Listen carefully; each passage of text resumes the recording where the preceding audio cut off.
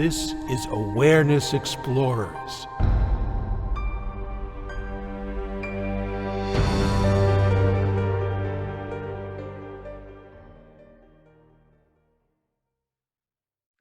Well, welcome back, fellow Awareness Explorers. Great to have you.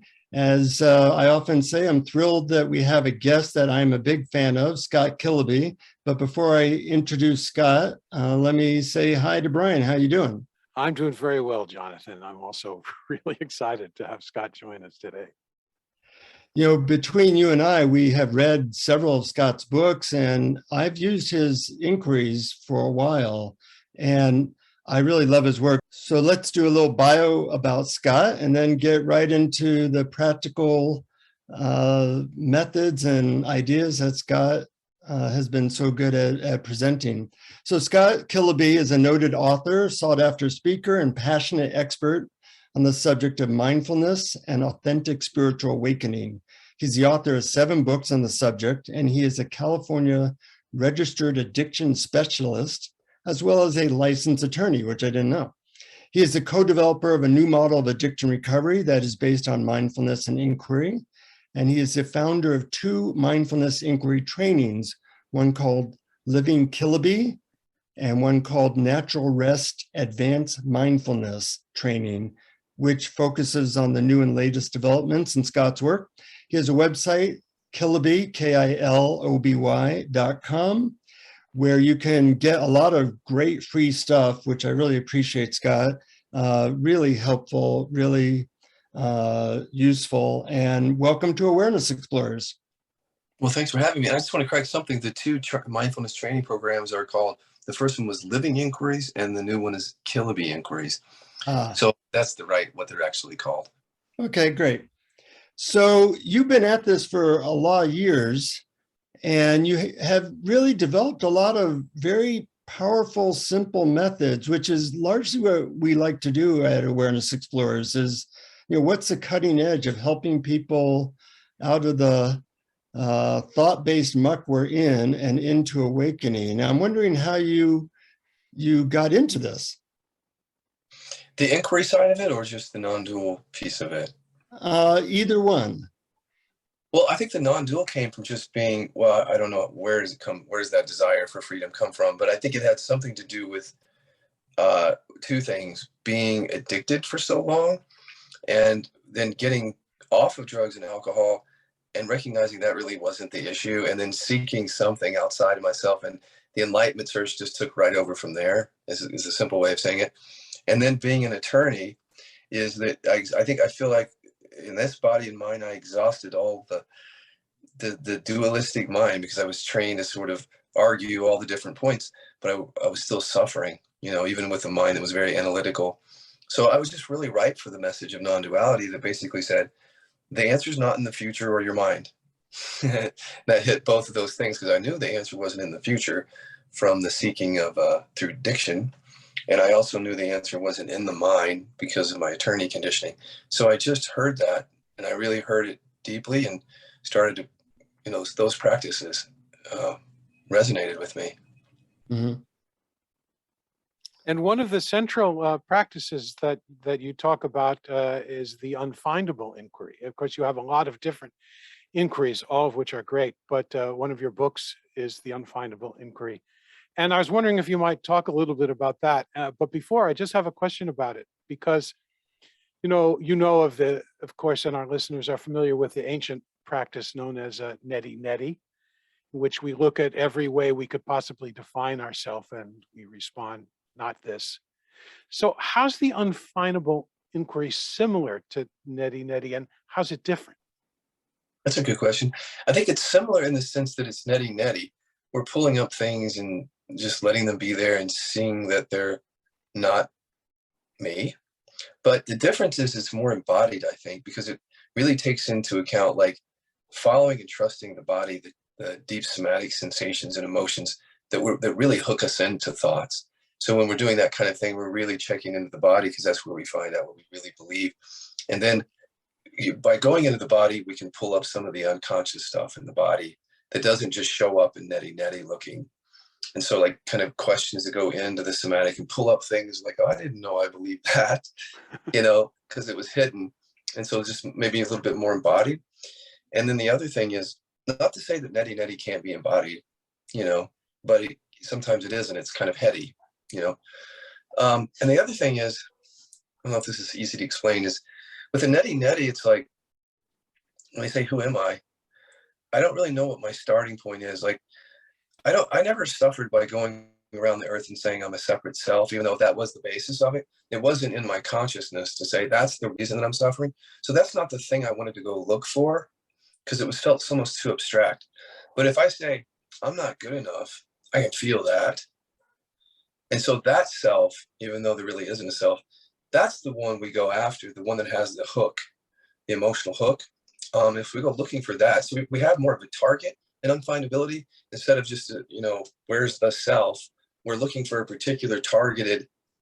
And the way this was explained to me from Ken Wilber is like, there aren't any, there's no leaf in the world.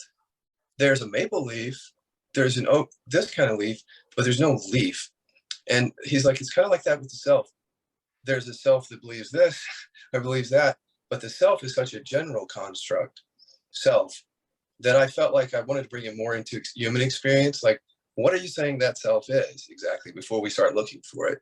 Let's see what you feel and think it is before we start looking. So that's a little bit different than the neti neti. Right. Mhm. And it also sounds like you bring into it one of your main concepts, which is the core deficiency, and as something to look for, to see if it's you. Right.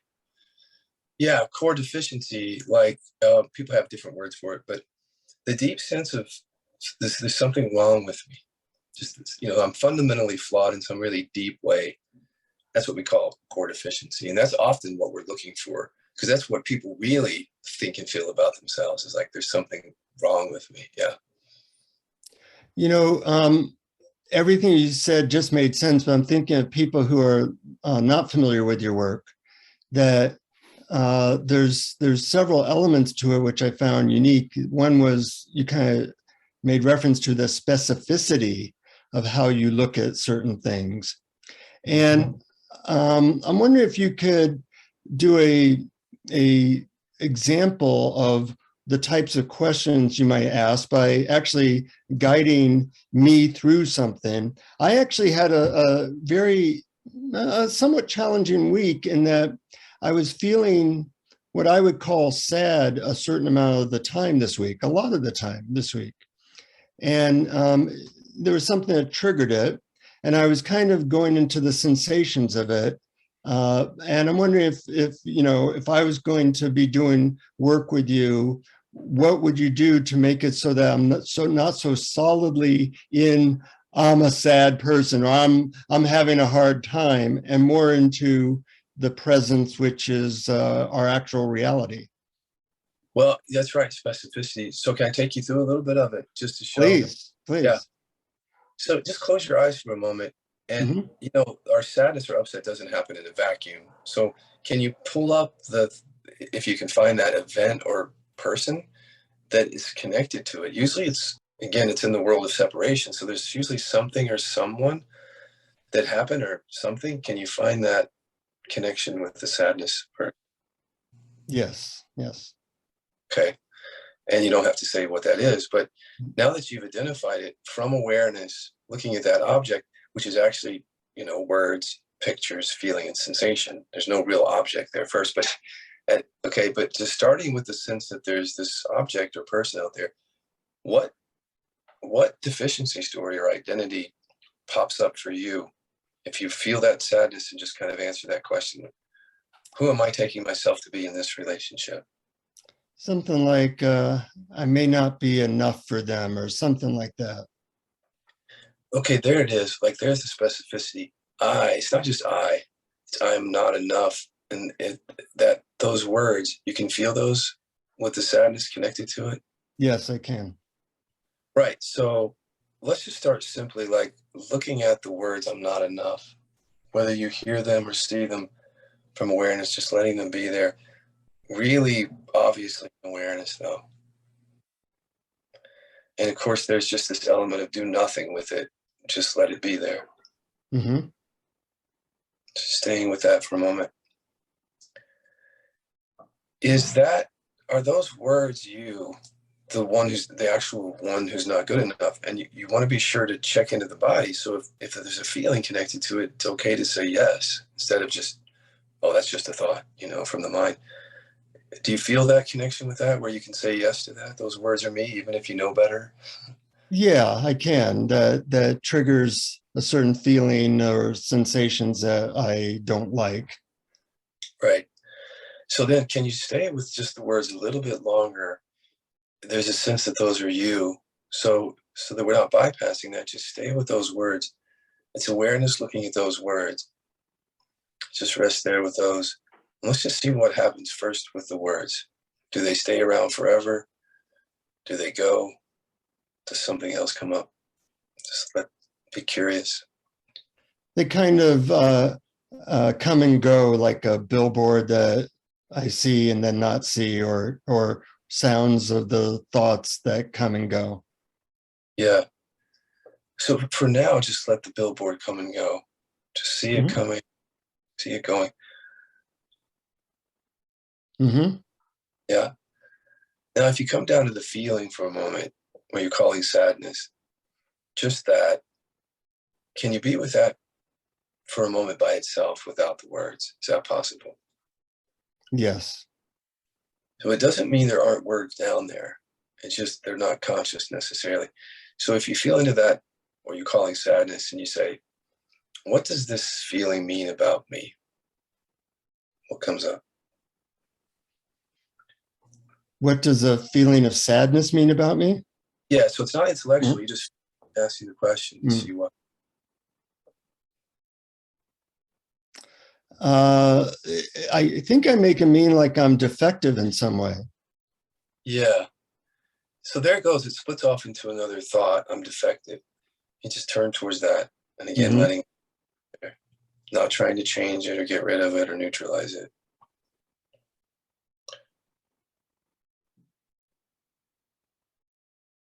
Yeah. It's a slightly different feeling, but it's there. Yeah. Let me know what happens with the words too. Now, again, are the words you? I'm defective. Trust your body on that. It's okay to say yes. If it really just seems like words, you can say no, it's not me. Those words seem like, no, they're not me. Okay. So then see what happens with them. If they're not you, you're not identified with them, you're just resting there as the awareness. What happens with them? Take your time with that. I'm not trying to rush you through that. They seem to just fade away. So then that's not you. We're still looking for you, the one who is, I forgot the thing. You said you're. May not be enough. Not enough. Yeah. Okay. So just coming back down to that feeling from awareness, like you're the awareness that's experiencing this feeling. Anything happening with the feeling? Is it the same as it was? That was where I got stuck. The feeling seemed to be pretty consistent. Okay. This is where we would go into mining a little bit more. So because the feeling is not there on its own, what we discovered through mining is it has some thoughts connected to it. Let's just ask again, if this feeling had a voice right now, what would it say? Let's see what comes up.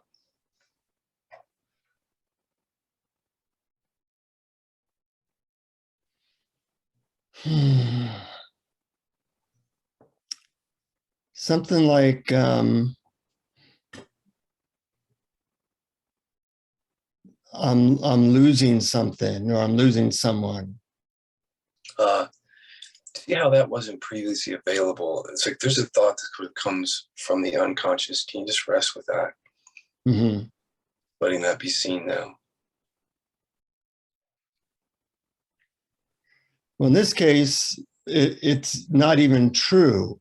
So, that comes up. Yeah. Right. It's not true in your actual life that you're losing someone, but the thought came up from the feeling. That could be the past. It could be something from the past, but the point is just let it be there for a moment. I'm losing some. Mm-hmm. And then see what happens with that thought, just that one.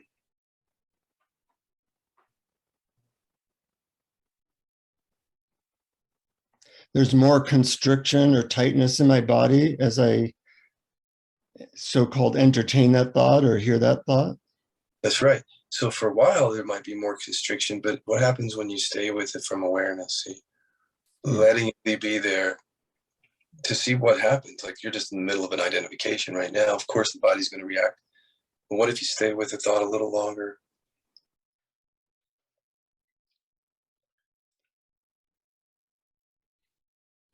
Yeah, it's interesting. As I do that, it starts to feel more, I start to feel more disidentified from it. Right. Like it's just sounds passing through my awareness. Right. So does that have any change on the somatic level then if you feel back down as that falls away? Is there anything shifting in that, even subtly? Yeah, there's a lessening, a little bit of an opening or relaxation. So that's what we're doing. We're doing a lot more of this somatic work now, but let's just do one more round of this. So what else does this feeling mean? If you just ask that and see what comes up. Comes up that I shouldn't be feeling this way. There you go. So just from awareness, let it be true. It's just not really true by thinking it, but don't fight with it. Just let that be there. I shouldn't be feeling this way. And again, while you're watching it, the body might get activated. But what happens when you stay with it from awareness and it fall away? There's that piece of it, like staying with it to really see it coming. Well, it's interesting because the same thing that happened with the other one. That first, as I think that thought, my body gets a little bit more constricted, and then as I focus on it some more and just like see it from awareness, it struck me as funny. Of course, I should be feeling this way. I am feeling this way. You know, the idea that there's a thought going through that I shouldn't be experiencing what I'm experiencing just struck me as funny. Yeah, right. So just staying with that then. And then what happens with that thought? Just notice.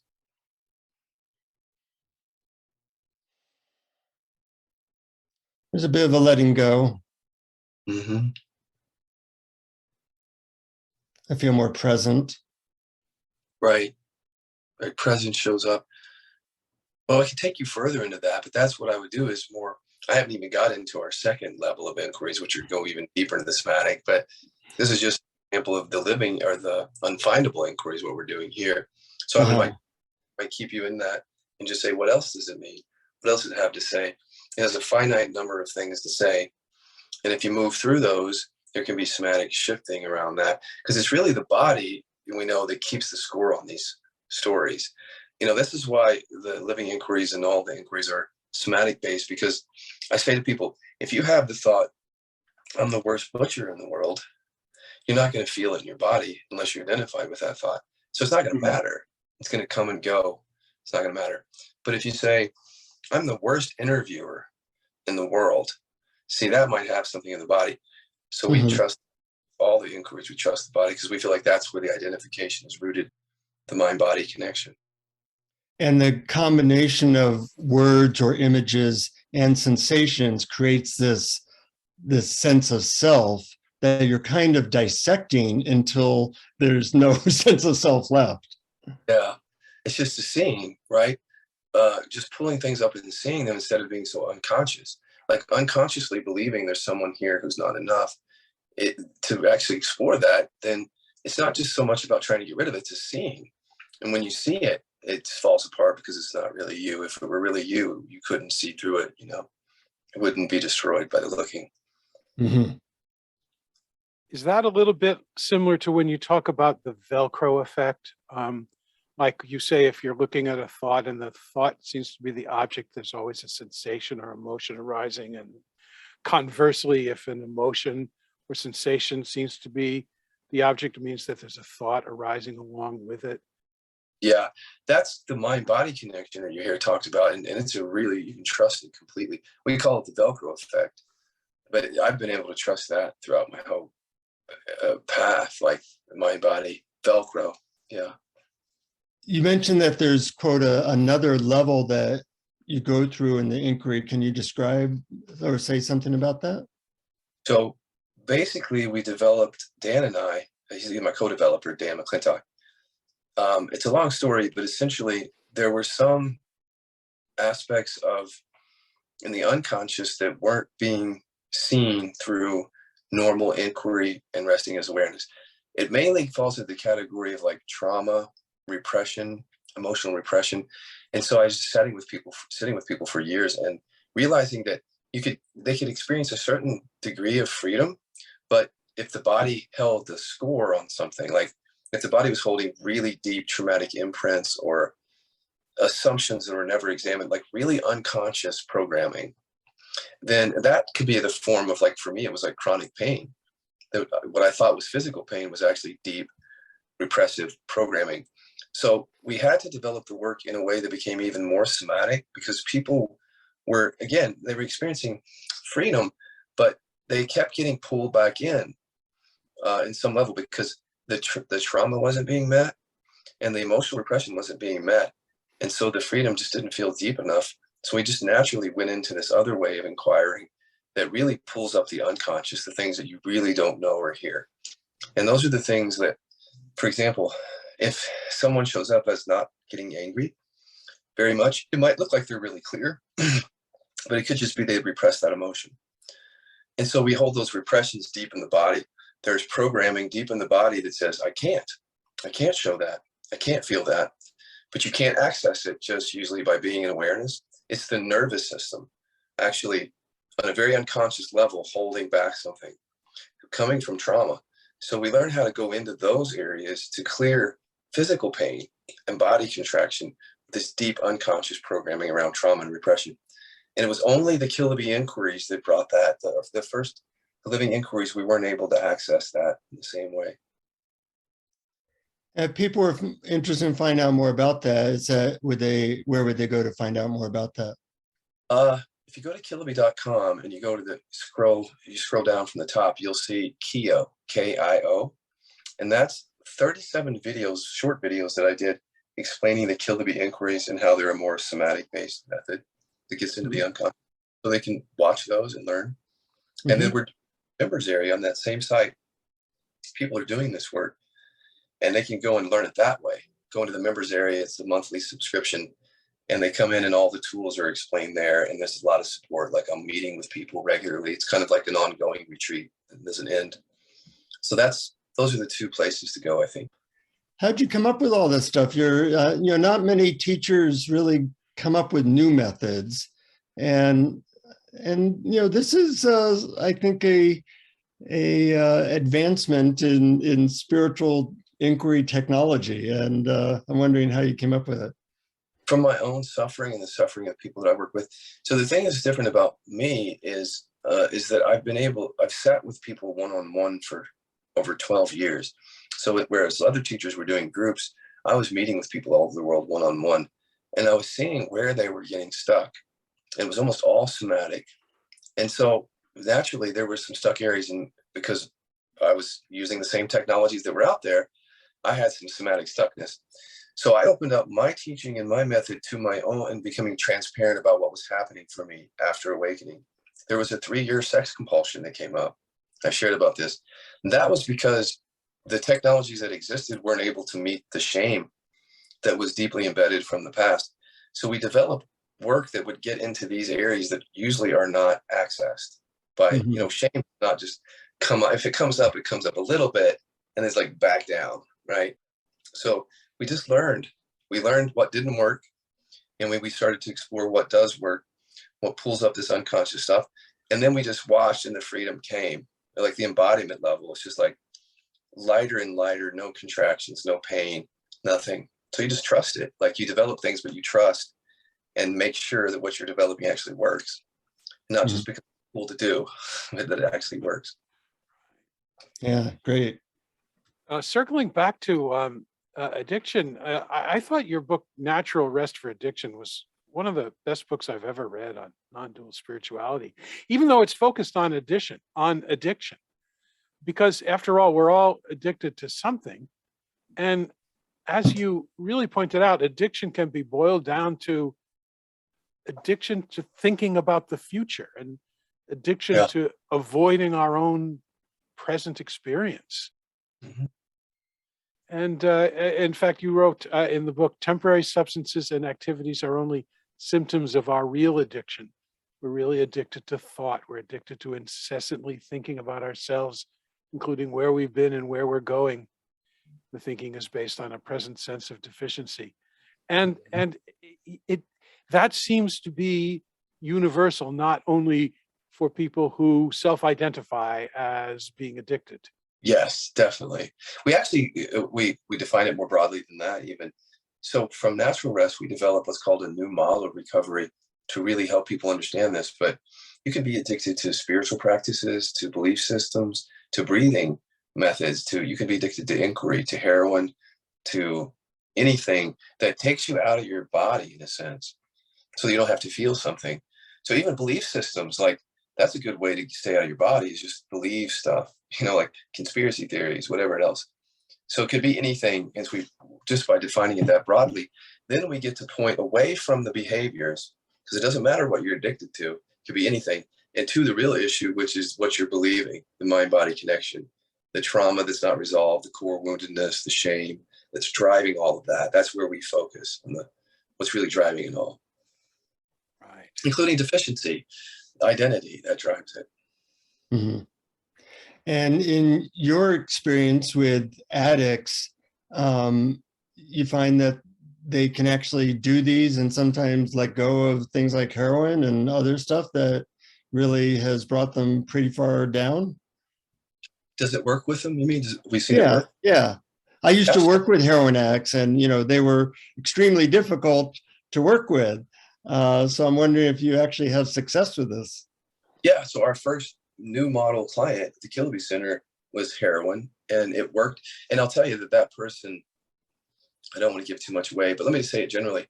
If a heroin addict relapses, actually a relapse is very helpful, and we don't encourage it, but if they relapse, it usually brings up all their stuff, the conditioning around it. So we use that to help the person. So coming off of a relapse, we might go into inquiry about what they're believing as a result of that, what identities are coming up as a result of that. Do you believe now that you're an addict? Is that identity playing into it? And so the relapses are used as part of the recovery. And yes, we've definitely seen success. A lot of it depends on the earnestness and the readiness to really look at that stuff, right? So it's not enough just to sit around and listen to the talk about this and then assume you're going to jump off heroin because you've heard a few nice words. It takes some work to look at what's driving that. So for the people that really look at that, yeah, they see things falling away. But just like so many things, sometimes people don't want to do the looking. They want the quick fix. They want someone to come in and just sort of fix it for them. And that's not going to work with this way. Mm-hmm. Yeah, it seems like if there isn't a real, somehow it seems based on a shift in identity. And if that shift doesn't happen, the healing doesn't happen. Is that true? It's so true. And we say identity, it's multifaceted. It's not just deficiency story, like I'm not good enough driving it, but like a deep sense of shame that we're identified with, or even like we're identified with something happened to us in the past, like a trauma. Like this is all science. It's not just the simplest version of identity. Identity runs deep in the body, deep in the body. Like the shame is in the stomach. It's somatic. It's like a driver. So we're working at that level too, not just at, yeah, you believe you're a failure because you did heroin. There's that, but there's deep sense of shame, or even like emotional repression, like holding anger back your whole life. That's a driver. That's in the body, So we want to keep it off the surface level for sure, and understand this is some deep somatic work involved to really unhook from the identity that I thought runs deep in the body is what we're finding. Mm-hmm. Mm-hmm. Yeah. Heroin is one side of the spectrum. The other side of the spectrum of addiction is like something very subtle, like addicted to thinking about the future, or addicted to the cultural programming we have, like we have to do something important or whatever, are more subtle addictions? And is it the same process, or is it slightly different when dealing with more subtle issues? That's a good, it's really a similar process though. It really is. Now, but with some of the issues, you have to get into the deep somatic, again, shame or Mhm. like repressed emotions. But, and so some of the really hard addictions, there's some of that really deep stuff going on. But, and so I don't know how to talk about it generally. I just say that it's a similar process either way, because we're hooked in to believing, we're hooked into believing and programming in the mind instead of in our direct experience with what's arising. So the process is always the same. I mean, it's like, what are you believing? Let's look at this, what you're believing. And then you come down into your body, you recognize presence, and then you can unhook the stuff from the body. So if you're believing that you need the future, you've got to worry about it incessantly, then that's the programming. If it could be something else though, it could be, I use painkillers because I feel like I can't be myself or something. That's just another kind of version of it. It's the same process though. It's like identity. So a lot of it is identifying the identities that are running people and then working on that level. And it's kind of different for each person. There isn't just one cookie cutter approach to really skillful inquiry. That's what we learned. It really has to be sort of flexible and creative to meet people's experience. So I can't give a single answer to this, but generally, yeah, it's identity. And all of it is really identity comes down to that. Brian and I were talking before the podcast that he thinks that you have some inquiry that involves eye movements. My wife is an EMDR therapist. I'm wondering if that is true, and what you have found with that. So again, working with people like on heroin at the Kilaby Center, our treatment center, is like when they were coming off the street off of heroin, it's not like they could just go into witnessing thoughts, because they never have any background with that. They just came into treatment, and we needed to find a quick way to kind of show them the work. And sometimes, just for example, with the thoughts that came up for you, you're able to witness those, just be with them. You've been recognizing that capacity in your life.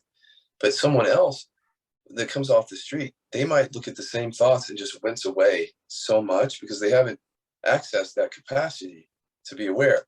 So the EMDR and different things like that are brought in just to kind of help them unhook from it and begin to awareness and see it more.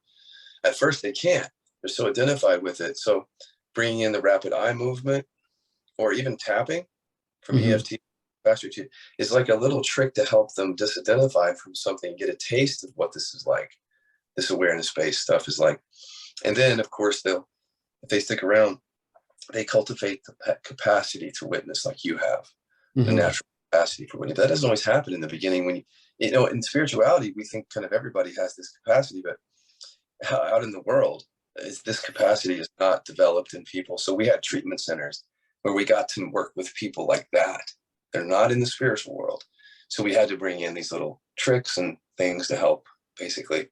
And the EMDR movement is, we call it like a trick, because it's doing something in your experience to help you unhook, when actually you can unhook just from seeing, like you did. But some of those do that. They needed that extra little, it's not a trick in a bad way. It's just something that you're using to help. We need all the help we can get. And even those of us in the spiritual world who think they know all of these techniques. For example, for me, it was actually quite a few years ago, you were giving a weekend workshop in New York, and I went to it. And I had pretty good knowledge of, self-inquiry and Ramana Maharshi and Nisargadatta and all of those folks. And yet, it was a profound experience for me, really life-changing, although not because I got it at the time. I actually didn't get it, and I was angry about not getting it. I had gotten in touch with my core deficiency, and I couldn't separate. I didn't think my thoughts were me or the core deficiency. I didn't think my sensations. I thought it was my body, and I would look down on my body and say, how can you say I can't find me? I looked right down and there it is. I was so identified with the body that I couldn't get what you were pointing to. And of course, it led me to really, following that weekend, do some pretty deep work. And now it seems so obvious. But what would you say to a person who might, have that block? Like, I can't get over the sense that I can find my body and my body is me. Yeah, I mean, that's a tricky one. You have to really sit down with people, because even if you say that's my body, it's like, what are you saying is your body? Like, so first of all, yeah, what were you saying is your body? Like, there's words and pictures and feelings and sensations even in that, but you can't see it. So if I point at my body, that's actually a sensation. That's all that is a sensation in space. If you notice, now what happens though is, like, there's thoughts that go with that, like, oh no, that's not just a sensation, that's my body. And we don't see that that's a thought. So if you don't turn towards that, you'll believe that. And then when you're pointing at the body, you'll think that that's what you're pointing to. But when you deconstruct it and you say, no, those are words, my body, and that's not my body, those are words. And then you maybe look at some other words or images and you say, that's not it either. And then you go pointing and you realize there's no words or images on it. And then there's just the sensation. Now, I'm fast forwarding this, like, it's not always this, but when there's just this sensation that, and the mind is rather quiet, like, is that your body or is that a sensation happening in the emptiness? When you get to that level, when you start to really see that there's no body there. But again, that's a fast forward, right? I'm just showing it's the same principle though. Whatever you go look for, whether it's the person who's not enough or body, they're all objects in consciousness, made up of words, pictures, feelings, and sensations happening to awareness. Sure, that makes perfect sense. And like, sure, I have a body. Who's the I that has a body? Or what are all these experiences of my body appearing in? Right. And you really have to question each one deeply experientially, and not just Not just in not just in the head. Yeah. Yeah. Yeah, I was watching one of your videos, Scott, and you mentioned try and hear your thoughts like you might hear the wind passing through. Mm-hmm. And I found that really a great method. Every now and then somebody will just say something at the right time. You go, oh my God, that's really helpful. Especially, if thoughts are bothering you or they're just repetitive, as a quick way of disidentifying from the mind. And it seems like in your case that you have a rather quiet mind, and most people don't. What do you think led to that? Good question. The quiet mind came in right before the non-dual realization. The mind just kept getting quieter and quieter from simple mindfulness, just noticing the mind like the wind, and then noticing that when a thought would fall away, there was already the quietness. I didn't have to cultivate it. It was already there. Or you could say it was awareness or presence, but it was also quietness of mind between thoughts. So I started to notice that. And then the shift was like, all that's gone. That story's gone. And then there's just that quietness there. So that's what they're saying, quiet mind. But it's not really about a quiet mind. It's a recognition, of seeing that you're not that. And then for me, the mind went quiet, which doesn't mean that I don't have thoughts, though. But even the thoughts appear in the quietness. It's hard to explain. But it's like they don't, unless I'm hooked in in some way. But yeah, they just shifted. I don't know. It shifted from that scene for some reason. Yeah, we in this culture are so focused on thoughts, we forget that they all come out of a place that's quiet. And just a simple shift to, well, is there any quiet between the thoughts, or do you see that the thoughts are coming out quiet can be a major revelation for some people? Totally. And I think that's like slowing things down sometimes, and just noticing how, again, finding that space between thoughts or that silence, and then a thought appears, you actually see it. It appears out of that, hangs around for a bit, and it goes right back into that. But we're not usually focused on that quietness, so we just the thoughts. But again, there's that space in between that we become interested in. That's I think a portal to that. There's a spiritual phenomenon that I've always been fascinated with, is when people describe a dryness or lack of interest or enthusiasm in the activities of the world. And it seems to me at best is a temporary state, maybe coming after an initial realization, and at worst, it's a misconception that non-duality somehow excludes taking pleasure in our gifts, our talents, our individual preferences. And you wrote something about this. Let me see. It's you wrote, presence isn't about detaching from life or the world. It's not about living in a story that life is meaningless. It's about disidentifying from the thought, emotion, and the other energies that arise and fall.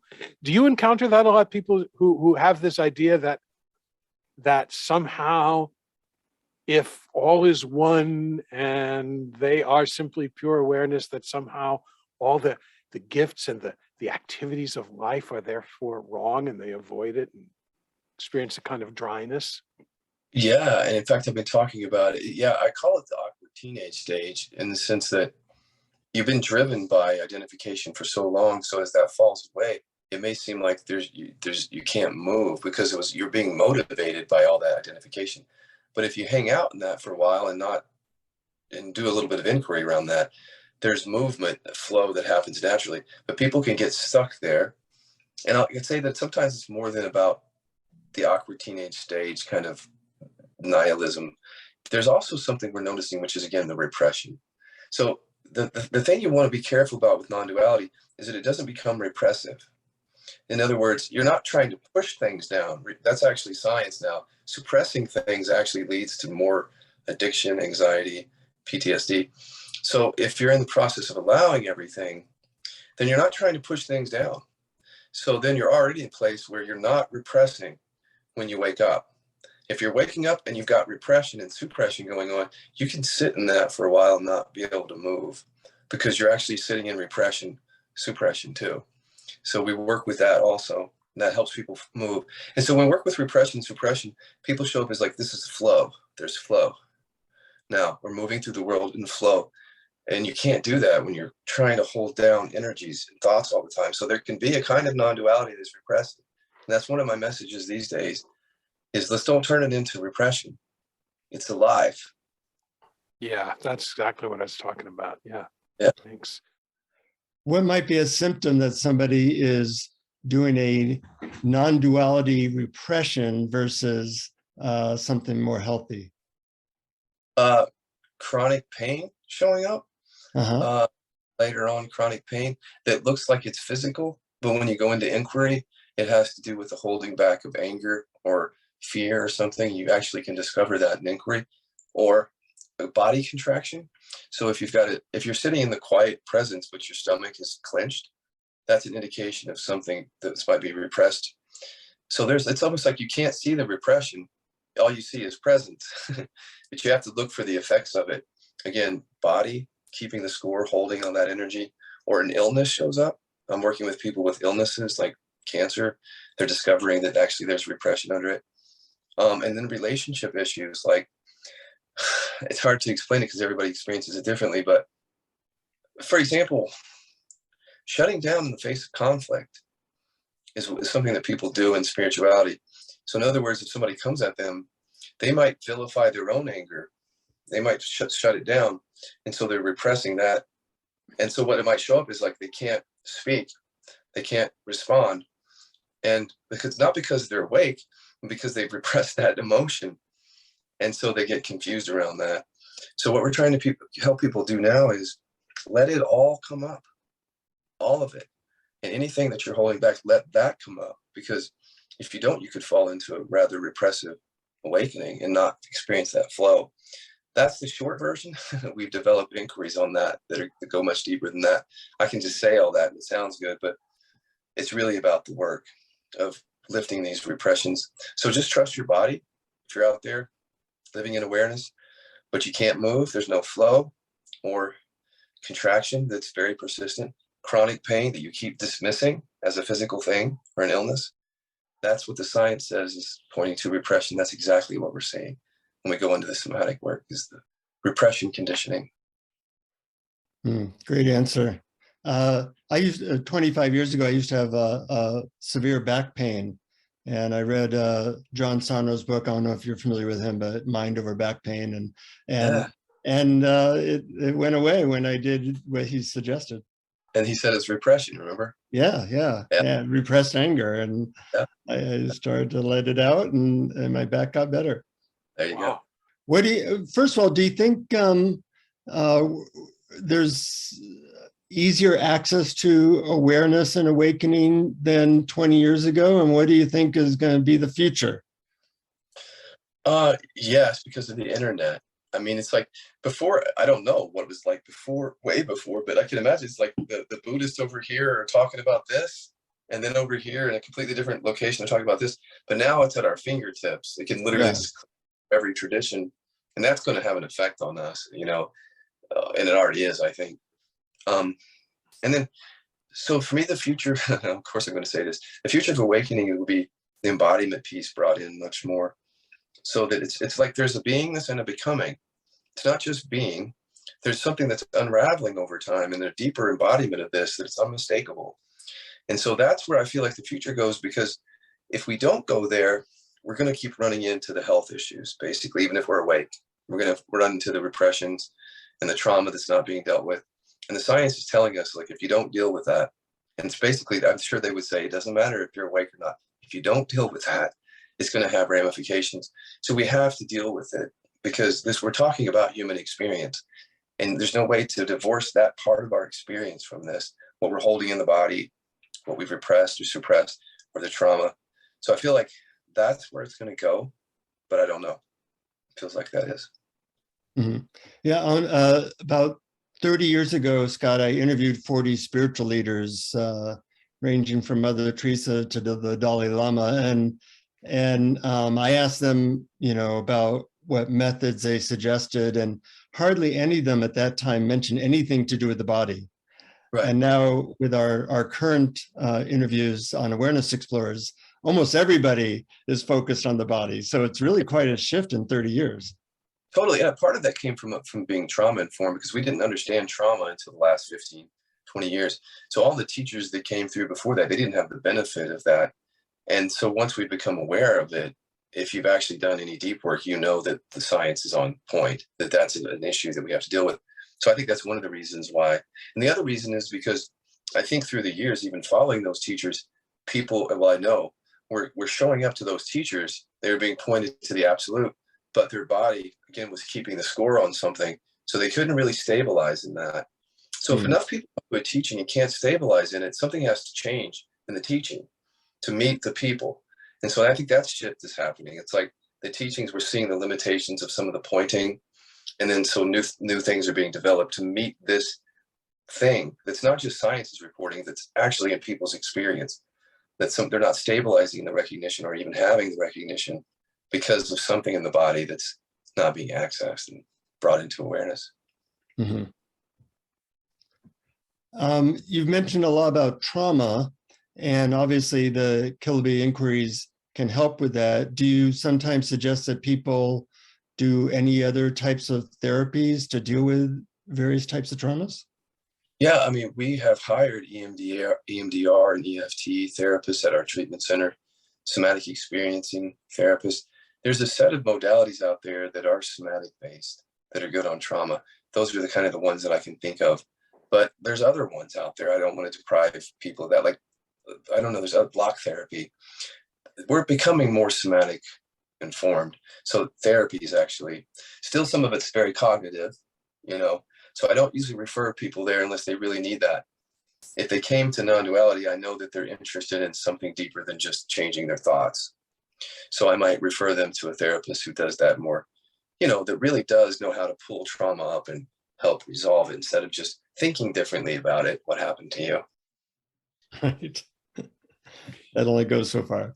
With so much focus on trauma, addiction, and other things, do fewer people come to you who simply want to, say, awaken to their true nature or self-realization or spiritual enlightenment, so-called? The people that come to me are usually the ones who are interested in the awakening, but the addiction and the trauma somehow got in the way of that. More like that. But every now and then we'll get someone who's not interested in awakening, and they just hear, oh, you've got a good trauma approach. So, but I always say to people, it's like, be rooted in awareness if you're going to go looking at the demons of the past. Be rooted in your real nature before. So they end up usually becoming interested in that once they hear, and see what kind of beast we're pulling up here with the trauma. You get rooted in that which is not you, or which is not the stuff that's coming and going. That helps with the trauma work. So I think people are just catching on to that, and they're living their lives, and they're experiencing that even though they want to wake up, instead what they do is drink beer every day. Right. So they just naturally become interested in someone who's talking about that, including that in the message, instead of just saying, oh, that's just an arising, that addiction. You're not that. Right. Well, there's a whole school of also, there's nothing to do and no one to do it. And somehow, although that may be true ultimately in the absolute sense, I'm not so sure it's totally helpful. What I say to someone like that is, well, there's apparently someone who needs to drink beer every day. And yeah, but how does that really help? And the thing is what if you really question people who say that, like on the surface, they'll say things like that. But then if you start asking, well, just how are you doing? Just how are you doing?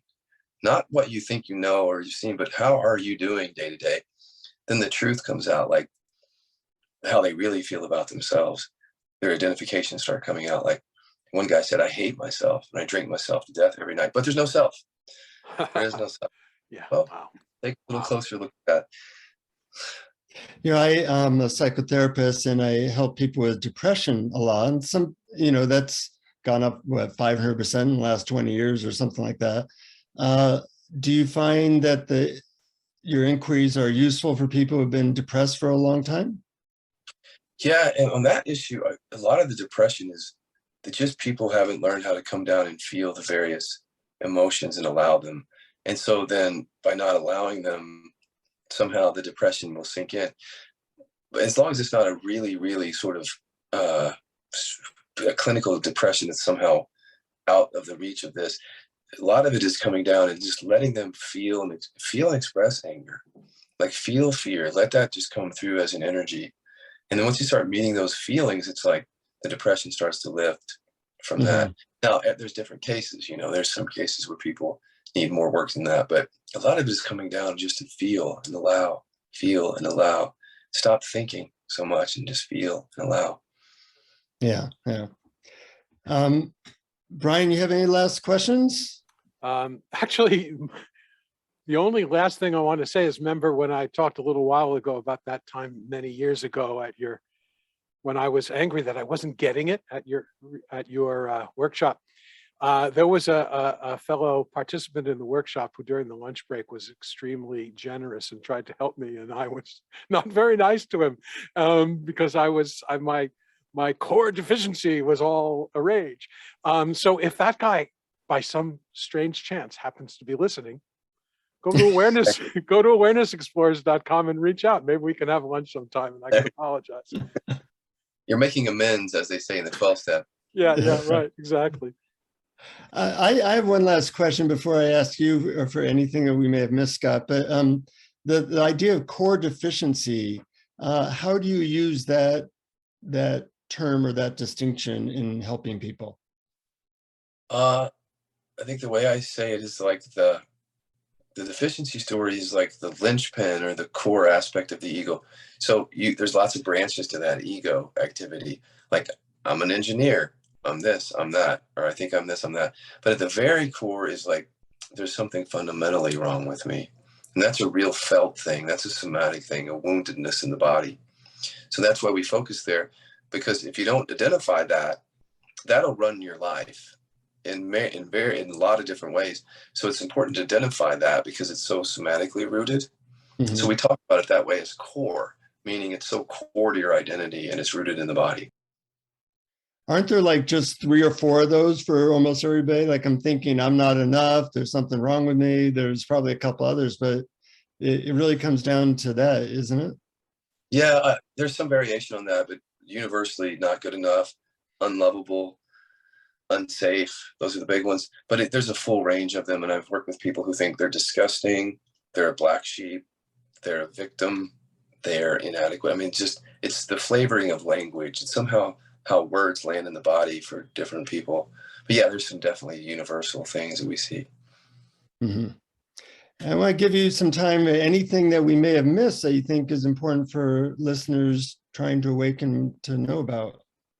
Yeah, if you want to go into this work more experientially, and not just from this interview, go to Kilaby.com and go and scroll down from the top. The Kilaby members area is where this work is coming alive. It's what we created this for people who can't afford to keep going to retreats or paying for sessions. They just pay a monthly subscription amount, and then they're getting a whole bunch of meetings with me and my facilitators. So it's kind of like I say, it's like a never-ending retreat. You can come and go when you like. And that's just something new that we're offering. And I want people to know about it since helping so many. Yeah.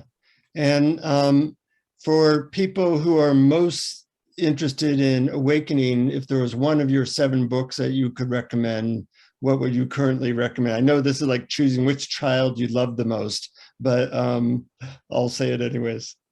I would say Living Realization, because it cuts out a lot of the flowery language and it just gets down to the brass tacks, which is there's awareness here and there's words, pictures, feelings, and sensations, keeping it that simple.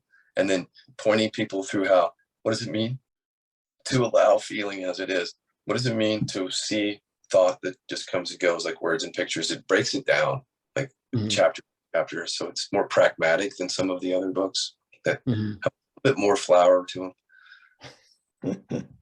Well, I love the flower. I love the practicality. You bring them together really, really well. We're very grateful for all the useful things that you present, and a lot of them are free. So I encourage people to go to Kilaby.com and check it out. Any last words, Brian? I'm very grateful. I think that this was fascinating, fun, helpful, and cutting edge. Thanks for having me, guys. I appreciate it. Much fun. Thank you, our listeners. Feel free to support us at patreon.com at patreon.com/awareness explorers, where you get a bunch of extra stuff for as little as $1 a month. And until next time, friends, keep exploring. Keep exploring.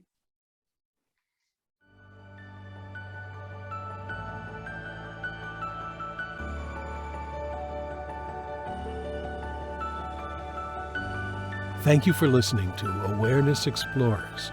To learn more, you can check out our website at awarenessexplorers.com. Please subscribe to our podcast on your favorite podcast app. We'd love it if you would post a review. And please share our link on Facebook and with family and friends, because knowing yourself as awareness is the greatest gift you can give yourself or someone you love.